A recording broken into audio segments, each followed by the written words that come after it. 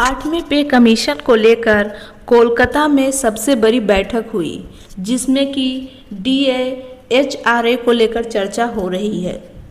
आइए जानते हैं विस्तार से। कोलकाता में 8वें वेतन आयोग की बैठक संपन्न हो गई है, जिसमें सरकारी कर्मचारियों, संगठनों और पेंशनर्स ने अपनी मांगें रखी है। 8वें वेतन आयोग का इंतजार करने वालों के लिए एक बड़ी खबर सामने आई है।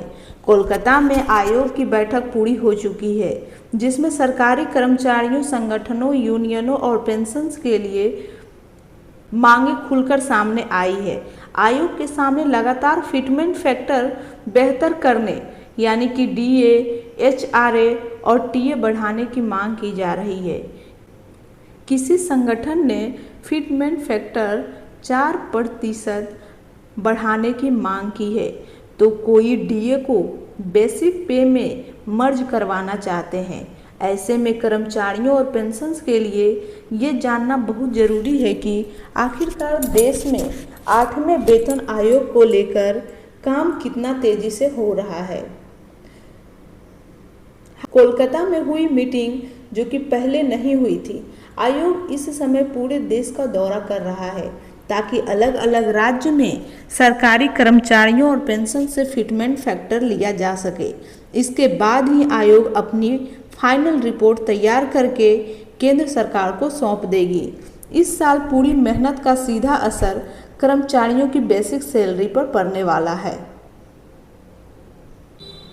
फिटमेंट फैक्टर सिर्फ बेसिक सैलरी ही नहीं बदलता, बल्कि इसका सीधा कनेक्शन आपके दूसरे भत्तों से भी होता है। कर्मचारियों के डेयरनेस यानी कि महंगाई भत्ता, जो कि डीए होता है, एचआरए, टीए बेसिक सैलरी के आधार पर ही तय होता है। यानी अगर आपकी बेसिक सैलरी बढ़ती है तो ये सारे भत्ते खुद पे खुद बढ़ जाएंगे और आपका कुल सैलरी में काफ़ी इजाफा देखने को मिल सकता है। कोलकाता में हुई बैठक के बाद फिलहाल आयोग की अगली बैठक का कोई शेड्यूल सामने नहीं आया है, लेकिन हो सकता है कि आयोग भी किसी दूसरे शहर में कर्मचारी संगठन और यूनियनों से मुलाकात करे। इससे पहले आयोग की तमाम बैठक दिल्ली, लखनऊ और हैदराबाद जैसे कई शहरों में हो चुकी है, जहां आयोग ने कई सारे संगठनों से मुलाकात की और उनसे सुझाव भी लिया है।